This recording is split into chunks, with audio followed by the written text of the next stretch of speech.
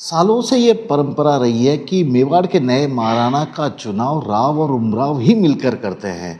पग दस्तूर किया जाता है और शाही तरीके से आज भी उसी परंपरा को आगे बढ़ाया जाता है। लेकिन 4 महीने में ही मेवाड़ में 2 अलग अलग बार राज तिलक की बात सामने आई है, दृश्य भी सामने आए हैं। कुछ उमराव इससे लेकर नाराज भी हैं और लक्ष्यराज सिंह का आज जिस तरीके से गद्दी पर बैठाने का कार्यक्रम हुआ, क्योंकि वे खुद कह रहे हैं कि उन्हें आज गद्दी सौंपी गई है, तो उससे लेकर उमराव कुछ उमराव हैं जो आज भी नाराज है। सर भिंडर साहब हमारे साथ हैं। सर, क्या नाराजगी आप लोगों की है, क्योंकि ये भी मेवाड़ राजघराने का ही कार्यक्रम था। लक्ष्यराज सिंह जी का कहना है कि आज उन्हें मेवाड़ की गद्दी सौंपी गई है, परंपरा को आगे बढ़ाने का एक मौका दिया गया है। देखिए, ऐसा है कि किसी भी पिता की मृत्यु होने पर उसके लड़के को फादर की पाग बांधी जाती है। ये मेवाड़ में संस्कृति या घर घर में होता है। लेकिन इस पगड़ी दस्तूर को राज तिलक कहना या गादी दस्तूर होना कहना गलत है, क्योंकि मेवाड़ का जो ट्रेडिशनल हेड है उसका चुनाव उमराव करते हैं। सलुम्बर राव साहब अपने रक्त तिलक से उनका तिलक करते हैं, बाकी उमराव उसके बाद में नजराना करते हैं।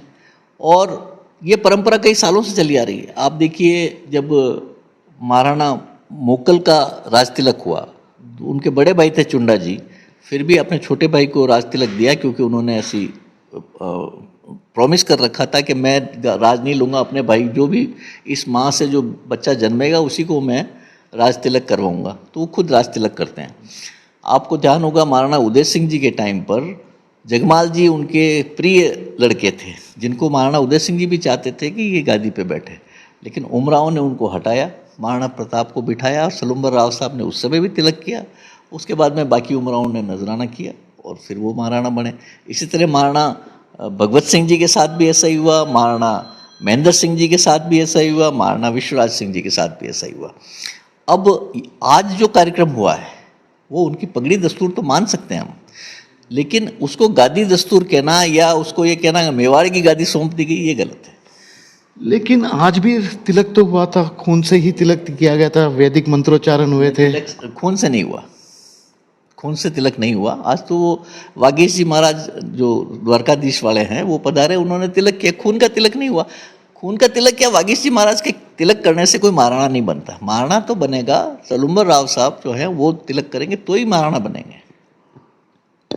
उमराव जिनकी काफ़ी बड़ी भूमिका होती है अपने नए महाराणा को चुनने के लिए, इस परंपरा को, आज लोकतंत्र है फिर भी एक परंपरा वाला दस्तूर निभाया जा रहा है।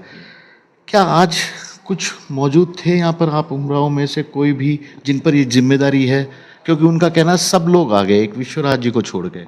नहीं, कौन आ गए सब लोग? सब लोगों में कौन आया?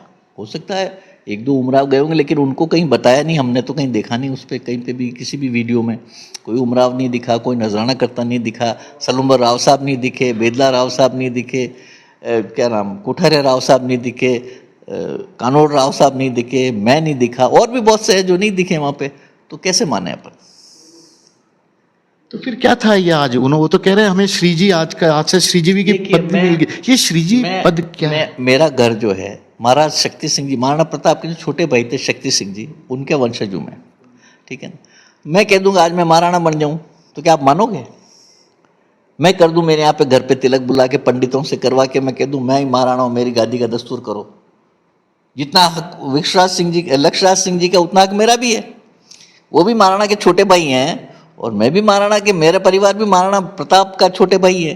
तो क्या मैं बन जाऊं आज? ऐसा नहीं हो सकता। बड़ा ही बनेगा, जो उमराव तय करेंगे वो होगा, सलुम्बर राव साहब जिसको तिलक करेंगे वही बनेगा। श्रीजी पद आज उनका कह रहे हैं कि मुझे श्रीजी बना दिया गया है। देखिए, ऐसा है, महाराणा की पदवी है हिंदवा सूर्य, एकलिंगनाथ दीवान, श्रीजी हजूर महाराणा विश्वराज सिंह। अब ये पदवी पूरी एक है, उसको आप अलग अलग टुकड़ों में बांट नहीं सकते कि ये इसको बांट दो, ये उसको बांट दो, ऐसे नहीं बटेगा। ये कोई इस तरह का नहीं है कि कोई बिजनेस है या कि मैं मेरे एक बेटे को ये दुकान दे देता हूँ, एक को ये शॉप दे देता हूँ, वहाँ पर मकान इसको देता हूँ, खेत इसको देता हूँ, ऐसा थोड़ी है। ये तो पूरा एक टाइटल है जो एक ही आदमी के लगता है और वो महाराणा के लगता है। एक आखिरी सवाल सर, मेवाड़ की राजगद्दी के प्रति जो आस्था रखते हैं, क्योंकि अब तो पूर्व राजघराना हो गया, लेकिन जो आस्था रखते हैं आज भी उस परिवार के प्रति, उनके नज़र में कौन इस वक्त एकलिंग जी का दीवान है, 77वां दीवान जिसकी बात हम कर रहे हैं? देखिए, आपने 25 नवंबर वाला कार्यक्रम भी देखा होगा। आपने देखा है कि हज़ारों लोगों की उपस्थिति में महाराणा विश्वनाथ सिंह जी को गद्दी पे बिठाया गया। और पूरा मेवाड़ उनको मानता है। अब हमारे पूर्वजों ने, हमने तो कुछ नहीं किया, पर हमारे पूर्वजों ने जो किया उसी के कारण तो आज लोग हमसे जुड़े हुए हैं। और इसीलिए जुड़े हुए हैं कि हमारे परिवारों के प्रति उनको लगता है कि इन लोगों ने हमारे देश के लिए जानें दी है। तो महाराणा के परिवार तो देश की रक्षा के लिए, हिंदुत्व की रक्षा के लिए काम में आए हैं। तो आज भी लोगों के मन में वो सम्मान है और मानते हैं कि विश्वनाथ सिंह जी उनके उत्तराधिकारी हैं। ये हैं रणदीप सिंह जी भिंडर, उमराव हैं, और इन पर भी बड़ी जिम्मेदारी होती है कि मेवाड़ में जब भी नए महाराणा का चुनाव किया जाता है या एकलिंग जी के नए दीवान का चयन किया जाता है तो सबसे पहले इन्हें भी वहाँ पर मौजूद रहना पड़ता है और तमाम तरह की जो शाही प्रक्रियाएं हैं उसे पूरा करना पड़ता है। लेकिन आज न केवल ये वहाँ गए बल्कि कई और उमराव भी कार्यक्रम में मौजूद नहीं थे, जिसके चलते लक्ष्यराज सिंह मेवाड़ के आज की ताजपोशी की दस्तूर रस्म पर काफ़ी सवाल या निशान भी उठने लगे हैं। श्रीवत्सन, उदयपुर, न्यूज़ 24।